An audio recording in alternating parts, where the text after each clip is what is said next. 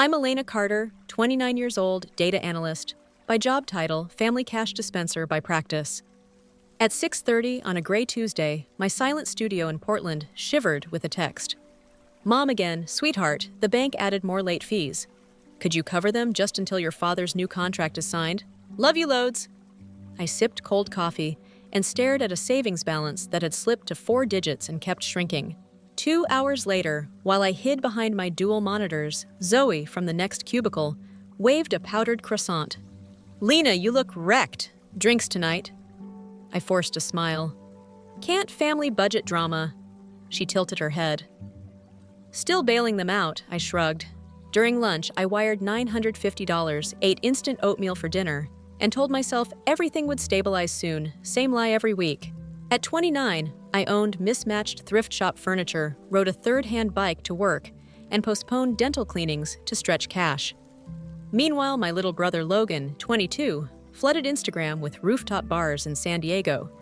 A new post flashed across my screen, handcrafted cocktail designer sneakers caption, "Living large thanks, fam meant me." Moments later, he DM'd, "Sis rapid fire, favor creative, retreat fee, is $600 if I pay tonight." I didn't answer. Instead, I opened an airline app. Mom and Dad's 30th anniversary party was Saturday in Redwood Hollow, the fog-drenched coastal town where I grew up. They called it a tiny brunch. Nothing formal, but Zoe's earlier comment echoed, "Let them celebrate you for once." I booked a red-eye for Friday and imagined surprise gratitude, maybe even respect. Fog hugged Highway 101 as my rental crawled toward the cedar plank house. One sight froze me, a gleaming metallic blue Jeep Wrangler wearing a bow bigger than a beach towel, leather seats, custom rims, at least 48 grand. Dad once said they couldn't afford winter tires for the family sedan. The screen door squeaked open. Mom stepped out in cashmere and pearls, eyes wide with joy and worry. "Elena, what a surprise." I hoisted my carry-on. "Thought I'd celebrate with you." "Well, dear, it's only a small gathering." Logan burst out wearing aviators indoors. "Lena, check my graduation present." He hugged me one-armed so he wouldn't wrinkle his jacket, then patted the Jeep. "Dad says it's an investment in my future adventures." Graduation. He'd finished his humanities degree 18 months ago. My last 3 transfers had supposedly covered urgent loan arrears. "How'd you pay for it?" I asked lightly. Logan laughed. "Relax." Spreadsheet queen. Dad shuffled a few things. Come inside caterers running a tasting. Inside floral towers climbed the staircase. A string quartet tuned in the sunroom. The kitchen glittered with stainless appliances I'd never seen. Dad spotted me, pressed a champagne flute into my hand, and boomed, "Pumpkin, we're finally catching a break." I forced a sip and watched servers unload copper chafers. The living room rug alone could cover a year of my rent. After a quick shower in the freshly tiled guest bath, I slipped into Dad's office. Password Logan 9 still. Bank statements showed 8 years of deposits titled Elena Transfer, totaling $121,400. Mortgage section paid in full 4 years ago, $52,000 single payment. Auto dealer $46,950 last week. They'd cleared their mortgage with my money, then kept siphoning for luxuries. I screenshotted it all, sent the files to my cloud, wiped the history, and stepped onto the deck. Ocean mist cooled my cheeks, anger simmered beneath. Through the open kitchen window, I heard them. "Mom?" She actually showed up awkward. "Dad, relax. Next month she'll send more." "Logan, I'll tell her my tires blew." Laughter. They weren't worried. They were strategizing the next request. My pulse thumped. For 8 years, I financed their comfort. They repaid me with condescending jokes. I texted Mason, an old college friend turned attorney, power of attorney Dad signed after his surgery still valid. He answered minutes later. "Yes," why I typed. They just bought Logan a Jeep with my life savings, ready for nuclear option. Outside gulls shrieked under a dull sky. Inside me, rage condensed into resolve. Sleeping in the guest bed. Egyptian cotton naturally. I scrolled old messages. Furnace repair. 1 $400 tax penalty. 2 $800 emergency laptop. 1 $100. Each one a mosquito bite I'd ignored until the swarm became a rash of deceit. At 2 a.m., I opened my laptop again. That broad power of attorney remained active. Public records valued their house at $340K. An 80% cash-out refinance could release $272K. I needed only $140, principal plus modest interest, leaving them a manageable mortgage around $900 a month, exactly the sum they begged from me every few weeks.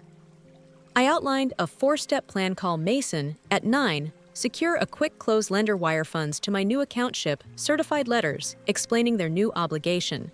Morning smelled of cinnamon rolls and reckoning. Mom arranged pastries on silver trays. "Sweetheart, you look rested." "Mom," I asked softly, still struggling with the mortgage. Her hand froze above a croissant. "Well, banks are tricky." "Interesting," I said. "County records show you paid it off 4 years ago." Logan glanced up from bacon. Dad walked in with the paper. I dropped a manila envelope of statements on the table. "We need transparency." Logan frowned. "Why dig into numbers? Money's just energy." "Mine's depleted," I replied. Mom's voice trembled. "We're family. Families share." "Sharing involves consent," I said. "You took. I'm taking back." Dad's jaw tightened. "You're tired, Elena. Let's discuss later." "No later," I replied.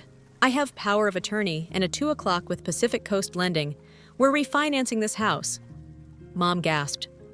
Dad threatened lawsuits. Logan complained the Jeep was non-refundable. I listened, arms folded, heart strangely calm. "You exploited my love," I said. "Love stays. Exploitation ends. From now on, you manage your debts. I'll manage my life." I walked out to Mason's waiting car. Logan shouted behind me, "You can't just leave!" He was wrong. I wasn't leaving. I was beginning. Mason's hybrid slid onto the coastal highway, while Dad's shouts thinned behind us, swallowed by fog and salt air. He glanced at me over the rim of his travel mug. "You're calm for someone about to detonate her family's finances." I wasn't calm exactly. I was clear. Pacific Coast Lending sat in a glass box overlooking the harbor. And by noon, I'd signed 32 pages of legalese. The closer a woman named Tasha with a no-nonsense bun clicked her pen once and said funds will wire within 24 hours. 1 hour later, the confirmation hit my new Crescent bank account, $142,380, every cent I'd sent, plus a modest 5% annualized return Mason calculated on a yellow pad the night before. I stared at the number until it stopped looking real, then transferred 10 grand into a high-yield emergency fund, scheduled payments on my lingering student loan, and bought a plane ticket home to Portland. On the flight, I drafted 3 certified letters, one for my parents, one for Logan, one for the family group chat moderator Aunt Rachel, each explaining in measured terms that a new mortgage now covered the house, monthly payments began next cycle, and I would no longer supply cash or explanations. I added phone numbers for a nonprofit credit counselor and wished them well. No venom, no profanity, just facts. When wheels touched tarmac, my phone glowed with 15 missed calls. I ignored them and treated myself to Thai takeout that didn't come from the discount menu. The next morning, Zoe found me in the break room pouring oat milk into real coffee instead of instant. She raised an eyebrow. "You look lighter." I told her the abbreviated version, Gifts Jeep Refinance. Her mouth dropped. "You put a mortgage on their house. I reclaimed mine," I corrected. She clapped once, not in glee but in solidarity. "Proud of you, Lena." About time someone pressed Control-Alt-Delete on that guilt software. We bumped mugs. The first voicemail arrived at 9:06 a.m. Mom's voice brittle with disbelief. "Elena, honey, the bank says we owe $917 by the 30th. Some mix-up. Call me." 5 minutes later, Dad's tone turned volcanic reverse, "This or we lawyer up." Logan's came at lunch, "Sis, that payment nuked my travel budget." Not cool. I deleted each without listening to the end and focused on a quarterly revenue model that for once felt simpler than my personal life. Day 2 brought escalation, a bouquet of lilies. Mom's apology staple landed on my desk with a card. "Let's talk. Love conquers all." I donated the flowers to reception. 10 minutes later, a text from an unknown number popped up. "This is Pastor Glenn. Your mother is distraught." I blocked it. Meanwhile, Mason filed the new deed of trust at the county recorder's office. They have 60 days to contest, he told me, but given the paperwork trail and that ironclad power of attorney, they'd need a time machine to win. Relief felt weird, like stepping off a boat onto solid ground that still sways. Friday after work, I biked home through drizzle and unlocked my door to find my neighbor's cat Jasper waiting for chin scratches in the hallway. He purred. I laughed small, ordinary joy I hadn't noticed in years. Inside, I opened a budgeting app Zoe swore by.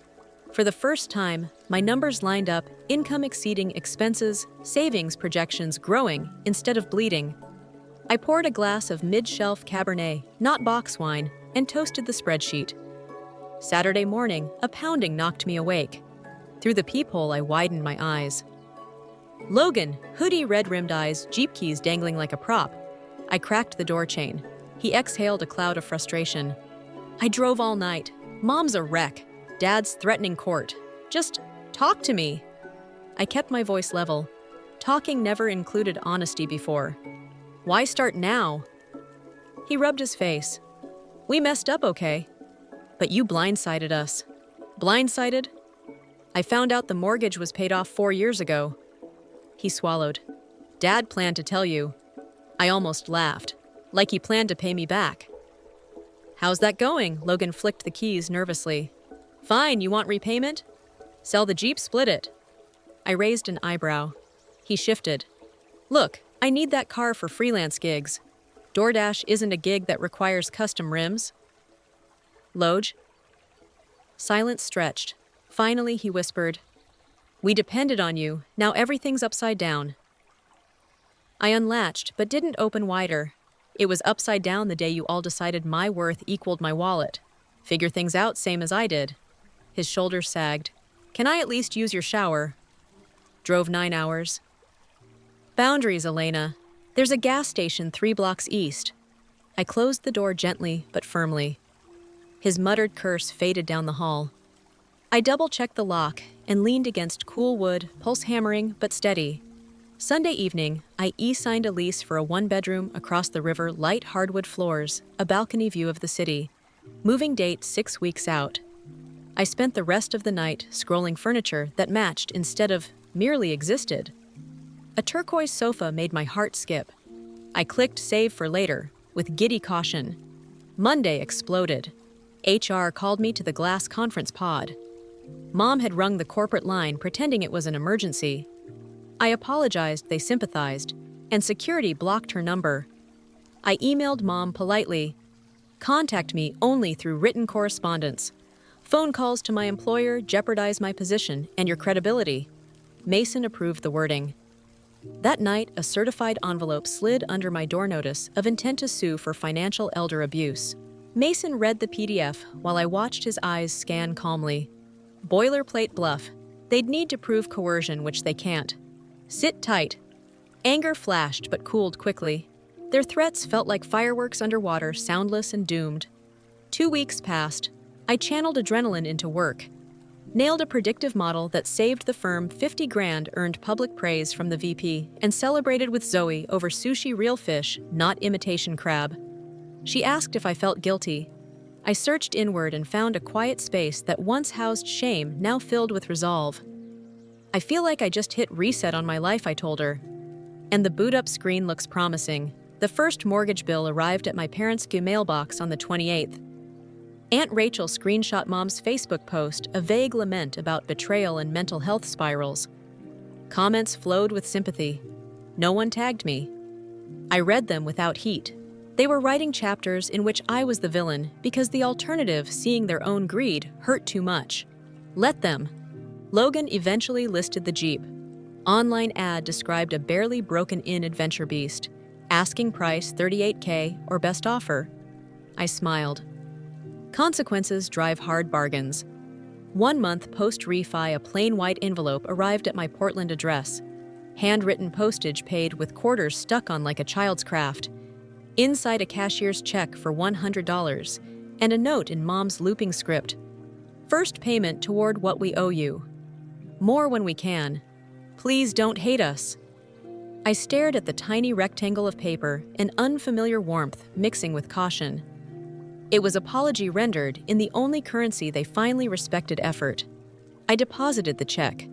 That evening, I stood on my fire escape, city lights blinking, and realized the endless anxious noise that had lived in my head, calculating transfers, rehearsing excuses, dreading dings, was gone. In the hush, a new melody surfaced possibilities. I could learn guitar again, adopt a dog and roll in that weekend UX boot camp Zoe kept raving about. I could be more than a safety net. I could be a person. At midnight, my phone buzzed once. A single text from Dad. "We're selling the vacation lot. Expect more soon. No blame, no manipulation, just information." I typed back, "Thank you." Then I set the phone face down, turned off the bedside lamp, and let honest dark surround me. No alarm set for crisis o'clock. Tomorrow the sun would rise over the Willamette, and for the first time in nearly a decade, the day ahead belonged entirely to me. Mid-July slipped into Portland like a warm sigh, and I noticed sunlight flooding my little kitchen before the alarm even chirped. The planet kept spinning, rent kept clearing, and my parents kept mailing small, irregular checks that together now totaled $1,200, far from the full debt, but light years from their old silence.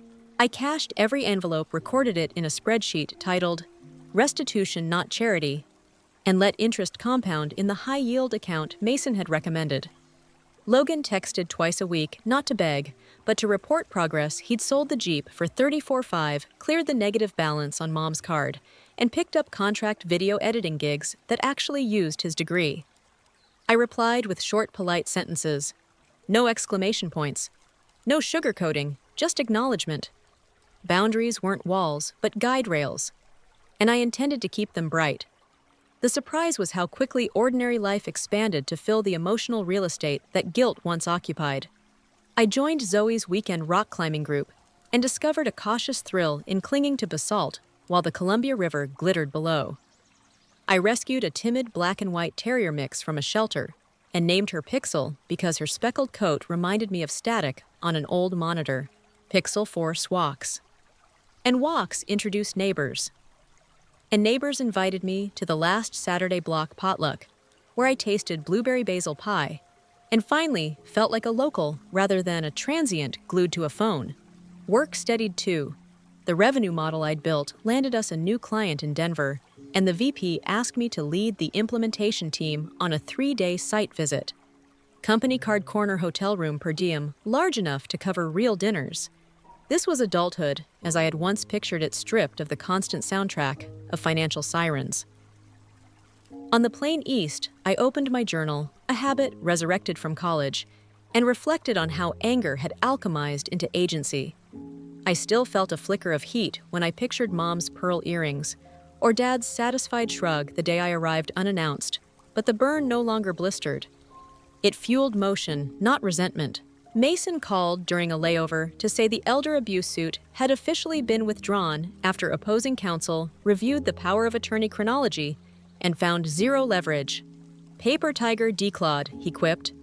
I smiled, thanked him, and transferred his invoice within the hour, an act of promptness that felt almost indulgent after years of counting pennies before every click. 3 weeks later came the turning point I hadn't forecast. A thick, padded envelope arrived at my apartment, signature required. Inside lay a handwritten letter from Mom, 15 pages of lined stationery that smelled faintly of lavender drawer sachets. She opened by recounting her own upbringing. Depression-era grandparents, a father who hoarded money in jars, a mother who measured affection in dollars because hugs felt frivolous. She described meeting Dad at a community college dance, marrying young, chasing stability through small risks that sometimes paid off and sometimes cratered.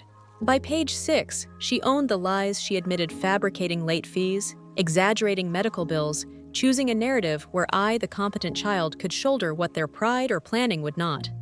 She explained that each time the mortgage notice really did arrive back in the early years before they paid it off, the relief my transfer bought felt like proof that family still meant safety. They kept the script long after the debts were cleared because the script worked and because they were afraid to see what would happen if I said no. She didn't ask for forgiveness. Just understanding and enclosed photocopies of a budget she and Dad had built.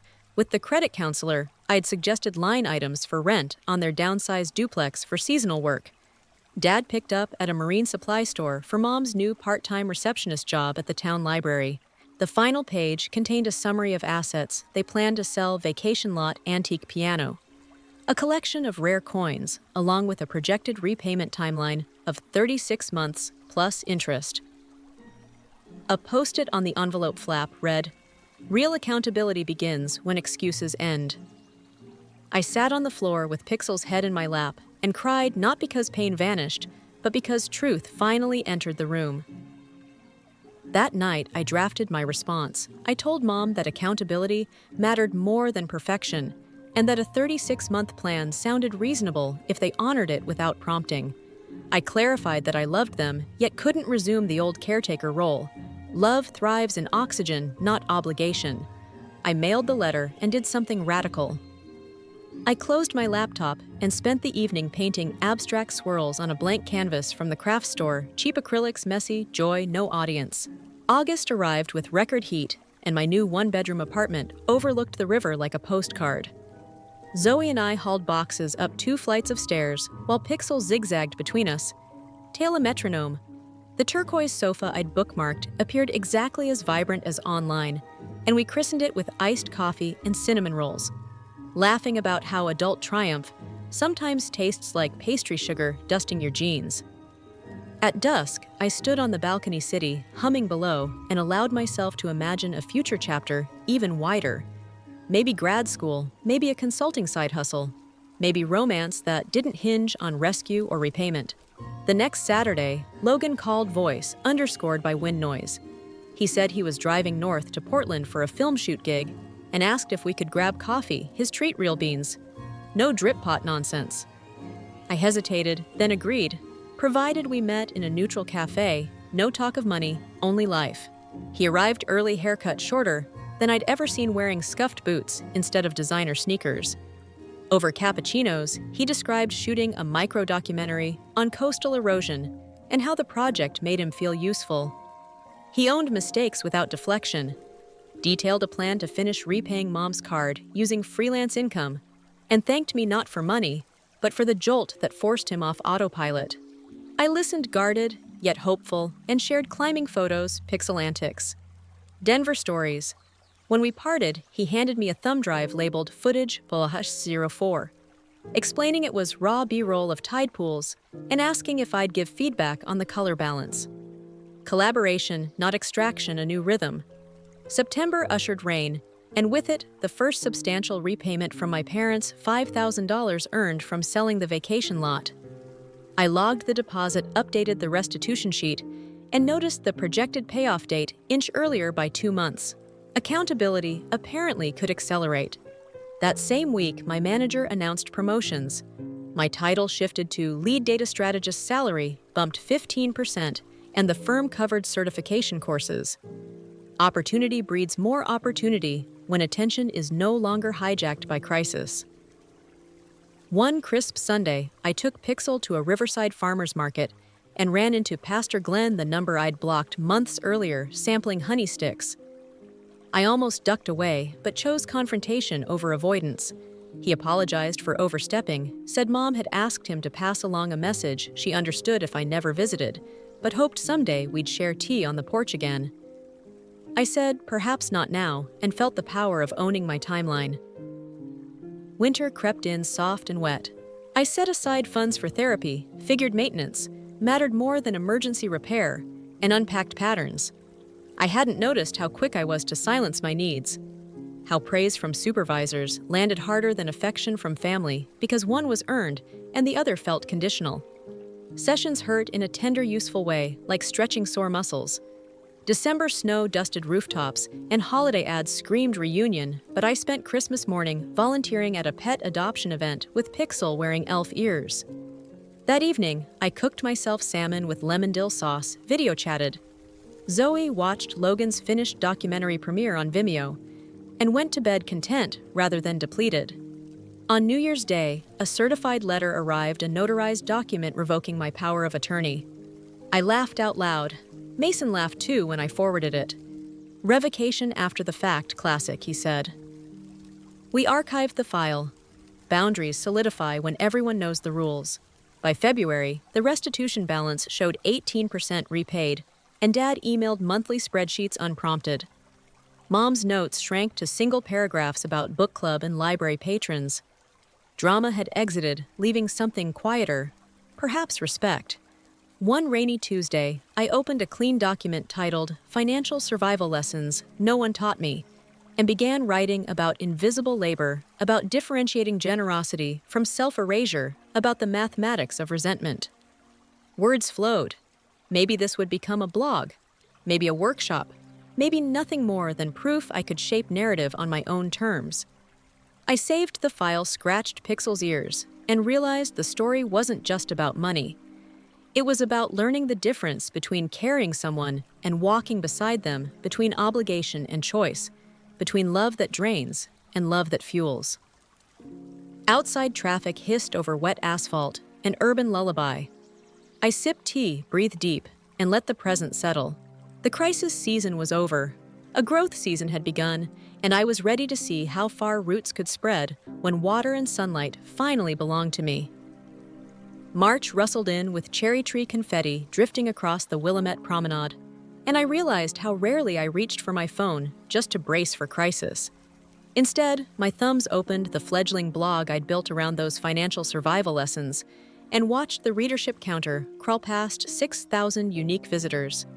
Comments landed from strangers who recognized themselves in my old pattern of martyrdom nurses, paying siblings' rents, freelancers bankrolling parents' boat loans, each voice a reminder that my private saga was a public archetype.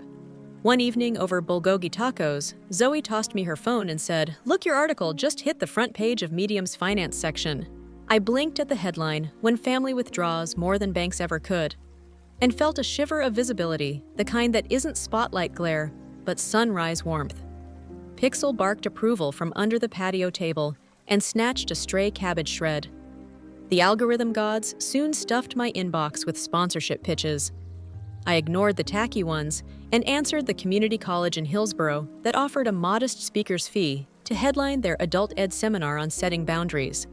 I spent a weekend designing slides practicing delivery in front of my mirror until Pixel yawned and drove out on a rainy Thursday evening in April to find 42 people students, parents, retirees waiting with notebooks. Halfway through the Q plus and an A woman near the back raised her hand and said, "How do you stop feeling cruel when you say no?" The room went pin-drop silent because every face carried that question in the eyes. I told her, the line that therapy had tattooed on my mind, kindness without consent, is self-betrayal. Afterward, she hugged me in the hallway and whispered, "Tonight I changed my will." The sensation was equal parts gravity and grace. No paycheck sings like proof that pain recycled into help can hold its pitch. Logan drove up the next weekend with a rough cut of a new film about small-town libraries surviving the digital age, Mom's checkout desk cameo included. We watched the 30-minute reel in my living room turquoise sofa, still spotless, and I noticed how his editing rhythm had matured, each frame purposeful, no gratuitous pans. He asked honest feedback, took notes without bristle, and when the credits rolled, he said, "If it finds distribution, I want to donate 10% of earnings toward the restitution pot." I believed him not because the gesture was large, but because it was voluntary. He crashed on the pullout. At dawn, we walked Pixel along the river and talked about childhood Saturdays spent building Lego castles, while Mom coupon clipped at the kitchen table. Memory used to feel like a ledger. Now it felt like lore, simultaneously sweet and sharp, but manageable. May arrived with conference season. The firm sent me to Austin to present our predictive churn model. And during a networking dinner, I found myself sitting beside a quiet structural engineer named Raphael, who listened more than he spoke and laughed at the exact right moments, small bubbles of sound, never the forced type. We swapped playlists on the flight back. His contained jazz flamenco fusion that made spreadsheets feel like dance floors. We started meeting for Saturday climbs. He belayed with patience, never overcorrecting my stance, simply letting me discover footholds. One afternoon at Smith Rock, he secured the rope and said, "Trust your center of gravity. It's closer than you think advice that echoed far beyond basalt. June's solstice heatwave baked everything rye bread brown. Dad emailed a spreadsheet showing restitution now at 32% after selling the antique piano to a collector in Seattle. His subject line read, "Progress, not perfection." I replied, acknowledged, appreciate the transparency, still formal but dotted the message with a single smile emoji, less thaw, more spring drip. In therapy, I unpacked that emoji for a full session and left lighter, amused that icons could double as milestones. Mid-month. Mom asked whether I'd consider visiting Redwood Hollow for the library's centennial celebration. She was coordinating volunteers, of course. The invite arrived as a question, not an assumption, and included an itinerary, lodging options, and a note, "We will respect any boundaries you name." Courage sometimes feels like relapse prevention. After a 2-day think, I agreed, specifying I'd stay at a local inn, not under their roof, and any discussion of finances would occur only if I initiated. They assented in writing. Rails remained bright, so 4th of July weekend found me driving the coastline in Raphael's hybrid. He volunteered because he'd never seen the giant sequoias, and because companionship makes road anxiety smaller. We reached Redwood Hollow by dusk, salty air thick with bonfire smoke and distant fireworks. The inn smelled like cedar planks and old novels.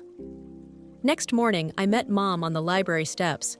She looked smaller, hair silvering at the temples, but her smile reached her eyes without that old flicker of calculation. She introduced me to colleagues as our keynote donor of ideas and handed me a volunteer badge. We spent 3 hours shelving books side by side, exchanging safe anecdotes, her cat rescuer patron, who called every hardback a leafy friend. My climbing misadventure, when Pixel chewed through the rope bag. At lunch break, she offered tea in the staff lounge and said softly, "I won't apologize again. I know words lose weight, but I will keep showing up differently if you'll keep letting me." I nodded, tears pricking but not falling. Growth hurts like resistance training. Micro tears mending stronger. That evening, the town launched fireworks from the pier. Raphael and I stood near the railing while color burst over black water. Dad approached with Logan in tow, both carrying paper cups of lemonade. The 4 of us watched a gold chrysanthemum eruption, and no one filled the silence with money talk. Instead, Dad asked Raphael about load-bearing algorithms. Raphael asked Logan about lens choices. Logan asked me if Pixel still attacked the vacuum, and I laughed, the sound unforced. 2 days later, I returned to Portland with a box of library bookmarks and a mind unclenched. July sped up, blog traffic doubled after a finance podcaster quoted my workshop. The college booked a second seminar, and my manager assigned me to lead negotiations with a European client, meaning a fall trip to Amsterdam. Raphael celebrated with paella. He cooked from his grandmother's recipe, layering saffron like confidence. Over dinner, he asked what I wanted 5 years from now. For once, I answered without hesitating. Options and the nerve to choose. August thunder cracked the heat, and I signed up for a half marathon, figuring if I could outrun cycles of guilt, I could probably manage 13.1 miles. Training runs along the waterfront became thinking laboratories where plot lines for a potential book stitched together, part memoir, part workbook. Publisher queries were a future step. For now, every mile marked evidence I could do difficult things for no one's benefit but mine. The restitution sheet climbed past 50% by Labor Day, thanks to steady payments and a windfall from Mom's downsized jewelry box. Mason joked I might need a new sheet before long. I replied that blank spreadsheets never frightened me, only the silent ones had. Autumn painted Portland copper and wine. I flew to Amsterdam, presented, sealed the deal, and spent a Sunday cycling canals with a rented cruiser, wind tangling my hair without tension. I bought a Delft blue mug for Mom's stroopwafels for Dad, film stock for Logan, and a tiny enamel pin shaped like a data node for Zoe. Gifts now stemmed from generosity, not obligation. The distinction tingled like first frost. In October, Dad called voice steady to say the duplex landlord planned to sell, and they wanted my input, not help input, on whether their budget could swing a modest mortgage in the adjacent county. I talked through numbers, advised caution, and emailed a link to a first-time buyer workshop. When he thanked me, I caught zero hint of expectation. boundary-honored consultancy offered autonomy intact. Late November delivered my half-marathon, cold rain aching calves, Raphael cheering at mile 10 with Pixel in a tiny raincoat. I crossed the finish line gasping and crying, not from pain, but from the sudden flashback of wiring money in secret cubicle corners. Now my lungs burned for myself alone. Metal clanking, I hugged. Raphael laughed at Pixel's zoomies and understood how victory layers fiscal, emotional, physical. December's holidays approached like careful guests. Mom asked if she could visit Portland instead of pitching a grand family reunion. I proposed a 48-hour itinerary Friday dinner, out Saturday matinee at the Indie Theater, Sunday brunch. Then goodbye. She arrived with a small suitcase and a bigger respect for clock management. We ate Thai curry at a candlelit spot by the river. She apologized only once mid-dessert for ordering an extra spring roll without checking the bill split, then corrected herself and covered the whole meal. Saturday, we watched a documentary. Logan's Coastal Erosion Project had landed in a regional festival, and she clapped loudest when his credit rolled. At the airport departure gate, she squeezed my hand, said, "Love you, kiddo." And I believed her, not because money no longer moved between us, but because honesty now did. Snow dusted my balcony Christmas morning. I brewed cinnamon coffee, fed Pixel bacon. Bits opened a padded envelope to find the final cashier's check balance paid in full, 36 months, accomplished in 21. A separate slip bore a note in Mom's handwriting, interest for the years we weren't listening. I stared at the numbers, exhaled, kissed Pixel's head, and fired off a group text, received with gratitude. Ledger closed but doors open, see you in the new year. Zoe replied with confetti emojis. Logan sent a gif of a debt-free dance. Dad responded, "Proud of us all." I set the mug down, opened my laptop, and typed the first line of Chapter 1. Freedom is rarely gifted. It's usually invoiced paid and finally owned. Pixel barked like an editor demanding more pages, and outside the city glittered beneath a pale winter sun that looked, to my surprise, exactly like hope. January melted into a slow amber-hued thaw, the kind Portland claims as a secret between rainstorms, and I caught myself humming while rinsing coffee grounds. An ordinary domestic tune, yet it felt like a proclamation crisis season truly was over. Pixel snored in a patch of sunlight. Raphael fried plantains for Sunday brunch, and my inbox held a subject line I had never dared imagine: Acorn House press offer for manuscript, financial survival lessons. I read the email twice, pulse beating at the base of my throat, then forwarded it to Zoe with the single word, proof. The advance wasn't yacht money, but it could cover a down payment on creative freedom, 6 months of reduced hours at the firm. So I could finish the manuscript polish workshop materials, maybe pilot a podcast. I took a long evening walk to think. The river reflected dusk like a mirror deliberately cracked and glued together exactly how my life had looked 2 years earlier. Now those seams glittered. I said yes to the deal negotiated for editorial control and celebrated with Raphael on the turquoise sofa where all my bold decisions seemed to incubate. He unboxed a bottle of kava-kissed foam off my lip and whispered, "You never owed them. Now the world owes you its ears." His belief warmed me more than the bubbles did. Spring travel blossomed. I spent 2 days in Chicago, teaching accountants how to detect emotional black holes in spreadsheets, flew to Boise for a credit union conference, and wrapped up in Phoenix, where the desert air felt like a hairdryer set to confidence. Each trip I packed lighter clothes, yes, but mostly lighter expectations. No impulse purchases to prove worth, no fear of phone vibrations erupting with fresh emergencies. Instead, texts came from Mom sharing pictures of her new budget-friendly crock-pot recipes, or Dad rating public poetry he'd begun scribbling on index cards between marine store shifts. Logan sent shaky handheld footage of storm-battered lighthouses, asking if the sound mix felt balanced. All proofs of evolution. In May, the publisher mailed first-pass pages.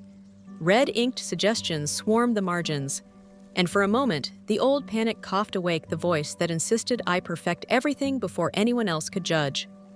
I let it speak, then opened Raphael's playlist and edited line by line, remembering therapy's refrain: progress beats penance. 2 weeks later, the manuscript returned to Acorn House, sleeker, sharper, yet still mine. Mom phoned the next morning, voice clear, not trembling, and asked whether the hometown library might host my launch reading in August. Only if it aligns with your boundaries, she added, each syllable deliberate. I pictured the branch's tall bay window, where teenage me once hid with sci-fi anthologies to escape tuition talks and FAFSA forms. The idea of returning, not as financier but as author, tasted scary sweet. I agreed, stipulating the same rules as last visit. I'd cover my own lodging, no financial discussions, all logistics via email. She replied with a detailed plan, CCing the branch manager, and I booked 2 rooms at the cozy cedar-scented inn, one for Raphael because he insisted on running projector cables and moral support. June unfurled like a bright ribbon. The firm formalized my 4-day schedule. Pixel learned spin for treats. Zoe taught me to skateboard badly.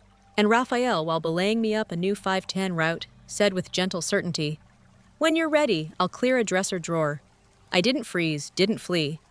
I inhaled basalt dust, clipped the anchor, and shouted back, "Start measuring Pixel's toys, need half." By July, restitution payments reached 82%.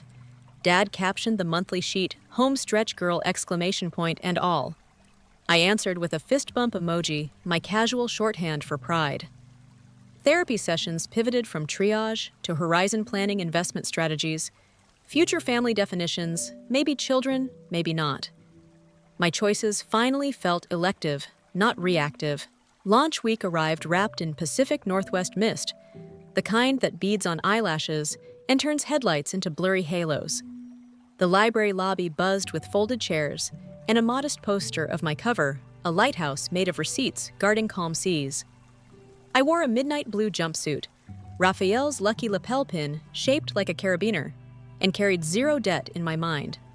The room filled beyond capacity. Zoe flew down. Mason took a seat up front. Pastor Glenn nodded from a back row. Even Jessica from my old cubicle days appeared, eyes shimmering apology the moment they met mine. Then Mom ushered in a dozen retirees from her book club, each clutching sticky note questions about boundaries like talismans. I stepped to the podium, heart kicking open to Chapter 7, and read, "Love that demands silence wields power. Love that welcomes truth wields healing." When I closed the book, the hush felt electric. Hands shot up. A teenager asked how to fund college without raiding future joy. A grandfather wondered whether reversing decades of giving was still possible.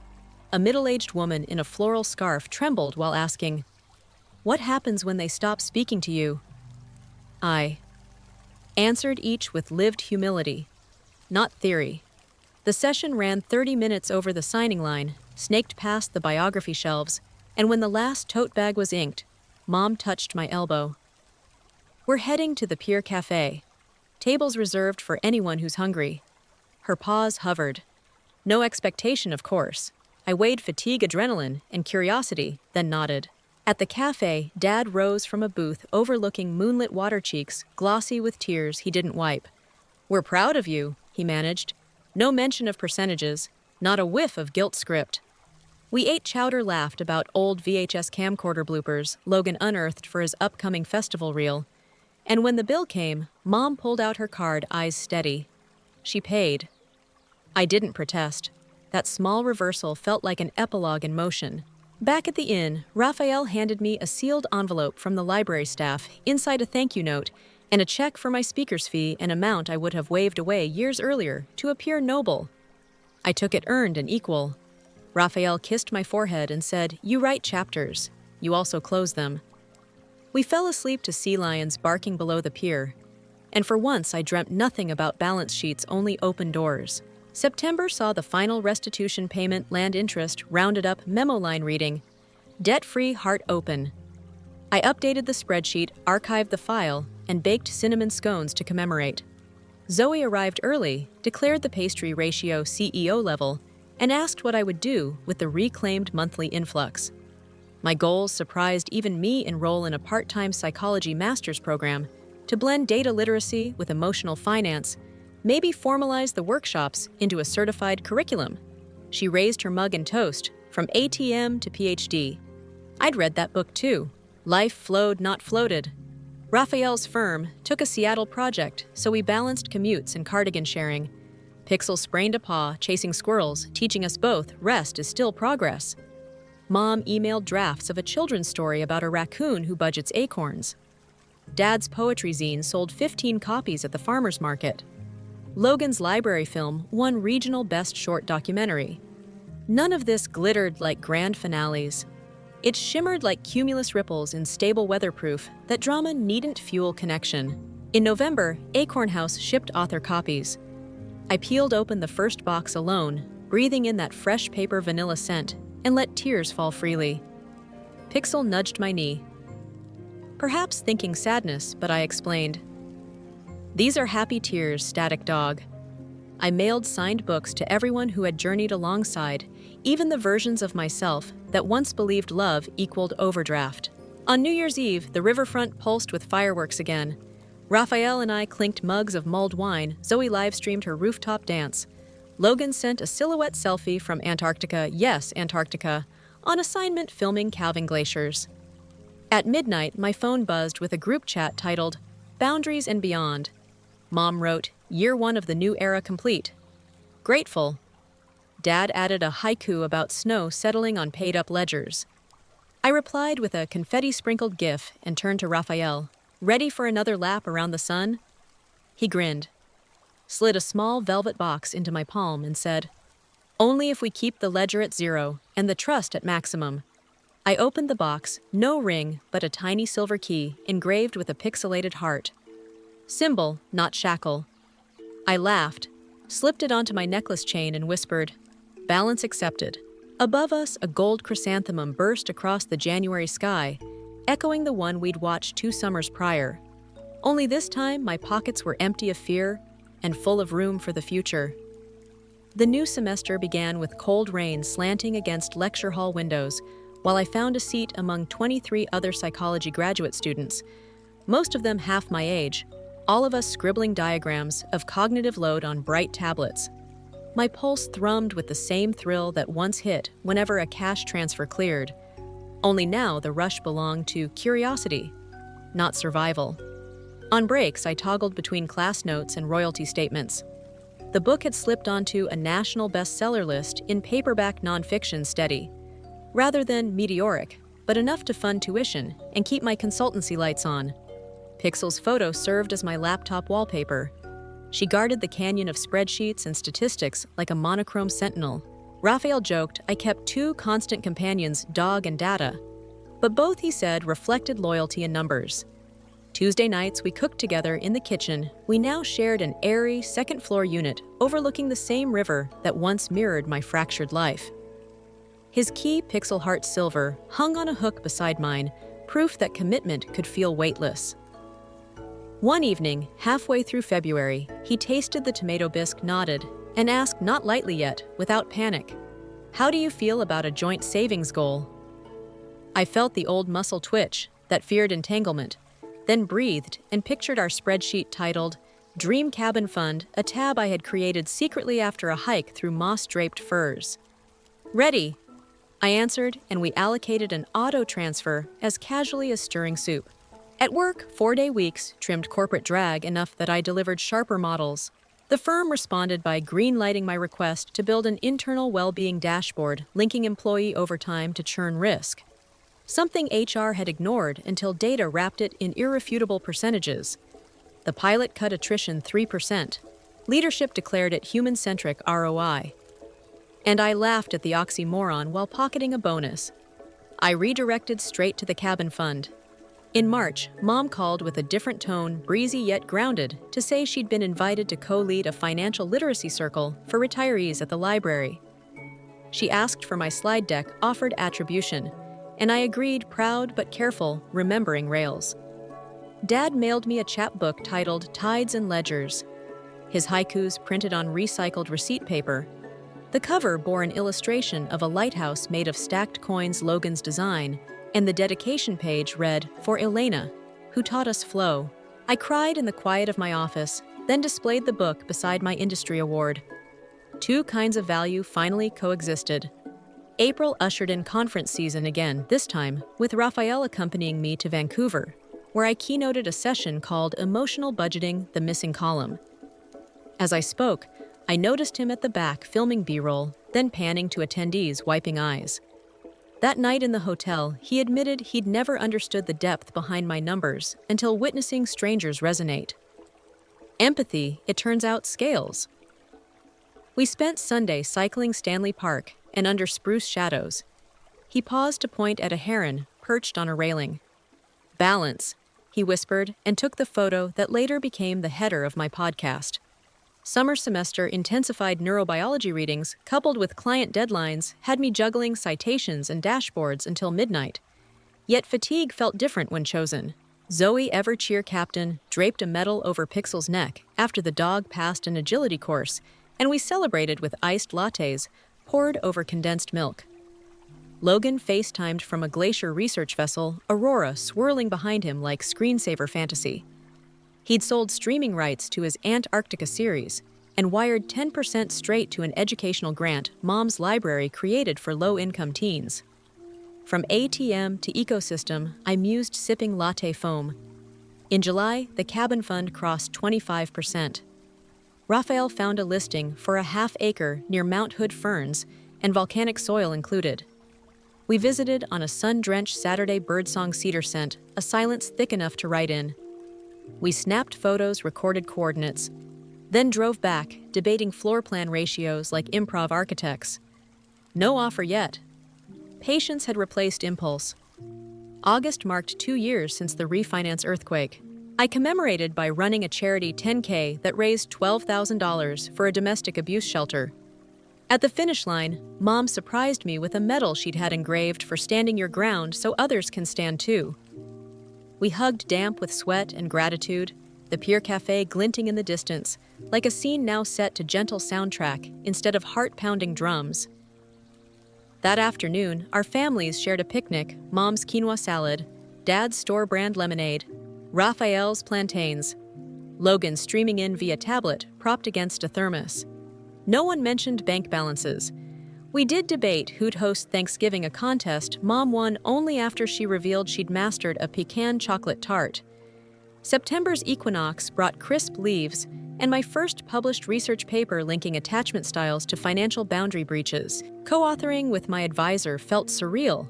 Citations began appearing in counseling blogs, and a university in Melbourne emailed about a visiting lecture series. The world kept widening. At home, Raphael installed a whiteboard titled Cabin Countdown, where we colored squares each time the fund grew. Pixel seemed to understand the ritual, tail-sweeping arcs at each marker squeak. October slipped stormy, and we lost power one night.